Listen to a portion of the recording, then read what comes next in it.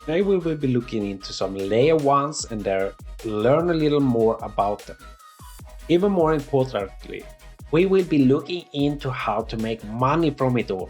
Personally, I'm primarily involved in Bitcoin, Ethereum, and a small position, for example, in Avalanche. Anyway, you need to make three big assumptions here. What is the long-term answer? What is chain is being most actively and growth? And when people get richer off layer 1, what will they do with their new riches? Without any further ado, let's get to it. Layer 1s. This will get more and more complex, but the major layer 1s are Bitcoin, Ethereum, Solana, Avalanche, Binance, Cardano, and Polkadot, as you can see behind me here. I was thinking of avoiding doing an overview of them all, but rather share a table with you so you can reference a lot easier. So in this table here, you can see there are 4 components. Is the chain being used? Is the chain decentralized or decentralized? Are there talented people working on the project? Can the average user use this? So 10 is the highest and 1 is the lowest in the ranking here. It is fine that not all of you agree with this rating system, and you can adjust the numbers how you would like it to be. The development, usage, and decentralization can be easier to flush out.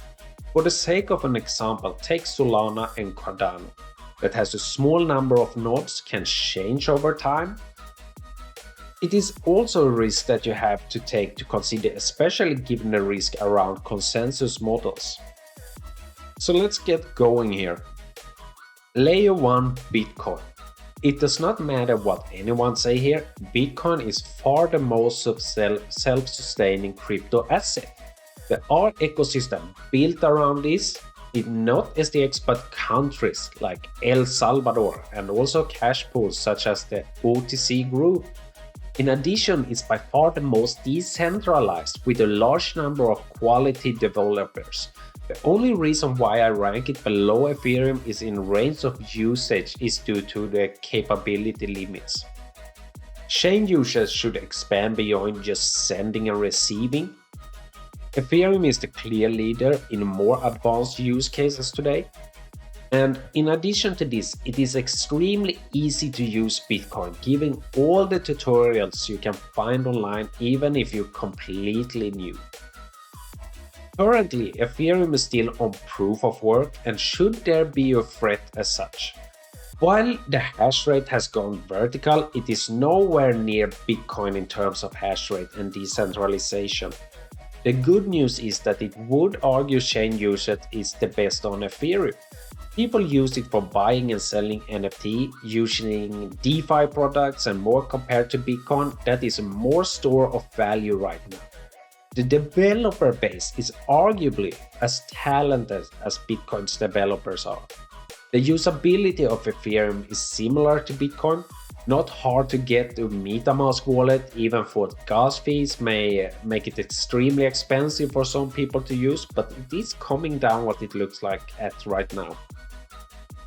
The second one is the third one, actually, is Solana. Solana can be described in 3 words: centralized, fast, layer 1. Solana has been taken down a couple of times already. However, unlike Cardano, it does actually have activity and is incredibly fast, mainly because it's centralized. After all, if you're really banking on the developer and since it's backed by geniuses, I think it might be worth a small position here. Do not be fooled here though. The reason why it has fast transactions is because it's centralized. This is a trade-off in crypto where the more centralized you are, the faster you can go. The reason why the network goes down on Solana is because there are effectively 4 main nodes that can be overloaded and DDoS attacked. Anyhow, this is how it currently looks, and if you bank on the developer to solve this later on, it is also why Ethereum and Bitcoin were able to push transactions through and do not go down for a long period of time like Solana. Next one is the Avalanche chain. I have also meaningless position here due to the playing the R game to acquire AVAX. In generally, AVAX is another proof of stake, an Ethereum killer. In the case of AVAX, nodes communicate with each other randomly until a sufficient number agree that an action took place. In addition, it is a differentiated proof of stake system since it requires a hard cap of 720 million AVAX. Biggest claim to fame is being the most decentralized proof of stake chain for now. What this can be seen as is that the longer Ethereum 2.0 gets up and running, the more runaway AVAX has to capture new entrants and create a self-sustaining ecosystem.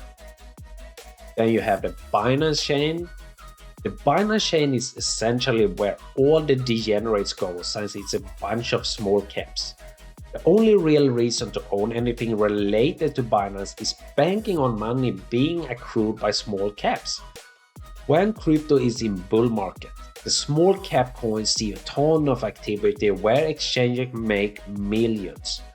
Binance is heavily centralized and this exchange business already makes significant overhauls to how much you can withdraw, for example. Then we can go into Cardano. Cardano is something people still make fun of, but primarily because nothing really works and there are no real chain activity there. Since the majority of the voting is owned by the couple of people, it's hard to see mass adoption anytime soon. Cardano is a strange one where the market cap is high, but if you talk to any heavy crypto investor, no one really owns it. And even more certainly, no one uses it. Then you have Polkadot. Polkadot is another Ethereum killer again. Have you noticed the trend here among the layer ones are trying to be the Ethereum killer?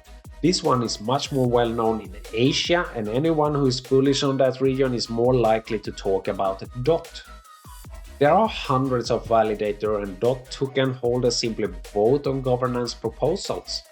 While interesting, what you're really hoping for is that this ends up being as hyped as Cardano. It has the brains behind it, but so far from activity seen on Ethereum. So how do you make money knowing all this? As you know, now has baseline understanding of how each layer 1 is positioned, and we have to look at the 3 ways to make money. Predict where the whales put their money, predict what retail will do with the small amount of money, and predict more than 1 trillion in assets run by all people still put their money. It might be fun to get all technical here, but investing is more psychological since a person is making a decision when they click buy and sell. Consensus mechanism warning. Before I go later in the decision tree, I want to put out a warning. Be extremely careful of the consensus mechanism, okay? For example, ICP, the largest VC scam, was a delegated proof of stake system. This effectively the same as a governance model we used in the real world. If you look in the ICP, which was in the 400 USD and more range last year, it collapsed immediately and is now below $15 and looking at a lawsuit. In short, delegated proof of stake is not a proof of stake. Proof of work is the oldest and most proven, while regular proof of stake is promising and allows for decentralization. If we take a look at the risk tolerance here, the big players in crypto will prefer new projects versus the legacy items. If you look at Bitcoin community, they missed out on Ethereum due to their religious obsession with it. Similar to many people in Ethereum missed out on other winners like Chainlink, Solana and more the exact same reason. The big winners take small position in new projects and simply never sell it. So simply go to zero, meanwhile they go up 300 times just like Chainlink. So if you're wanna go with the big whales, here you should be looking for decentralized tech, empowerment of individual over corporation, non-existent VC pumping on Twitter. So what is the risk here? You are in it for the big gains or a zero. Big player in these bets do not even blink at 250k investment going to zero. It actually happens all the time. So let us consider if you go with a lower risk play, you can go where the old money and the cheap money will go. Follow the easiest to use chains, most normie friendly such as Solana, and the largest cap size analysts will not be enjoying swings of 10 to 20%. Ethereum Bitcoin is the maximum pain for them. Event-based pivots. Let us bucket the Ethereum killers into these groups since we can push Bitcoin aside as the store of value coin, meaning it will not disappear. Ethereum 2.0 delay, as Solana and Avalanche still be the winners if Ethereum continue to delay 2.0 launch for one reason or another, giving both chains time to gain traction. In this case, you want to build up a bigger exposure to both. Since it took forever to get to this point already, there is a good chance here. Just for the record, Ethereum 2.8 date is still looking good for CryptoQuant. The institutions gaining. In the case of that institution interested in crypto, you will want to over-index into Ethereum and Bitcoin. If you think that this continues, there is no real reason to invest outside of the top 10 coins. Ethereum 2.0 screw up. I do not bet against Vitalik Buterin here, but if we look at the other chain I covered today should all do well, this is because the narrative would shift to Ethereum being an AOL of crypto, and the other projects are better because some of them are backed by newcomers or that people who are previously involved with Ethereum. Retail fear of missing out. If you see that the flood of new retail investors or mass adoption is coming in, then you will pivot more into Binance and NFT and the other small cap coins. This is just how it works, as we saw in the middle of the last year when the retail shifted over to save a few bucks on transaction fees. What about the rebalance? I really don't think people really have to rebalance more than once a year or so. I do expect it to be a lot of volatility during this year. We are in the elongating cycle camp largely because of institutional money being slow to invest. It takes months for them to put on any sort of meaningful position, especially if you're talking about trillion-dollar funds. So the conclusion here, you should now understand the basic of all the layer ones, at least enough to get the big picture here. You do not need to be a coder or have any specific knowledge to do better than most. You simply need to understand human psychology and hold on during these years, as it will be the wildest year so far. Come back here and re-listen to understand it all once more after a while. Make sure to subscribe to stay up to date in the world of crypto, since it is the future. You were all warned.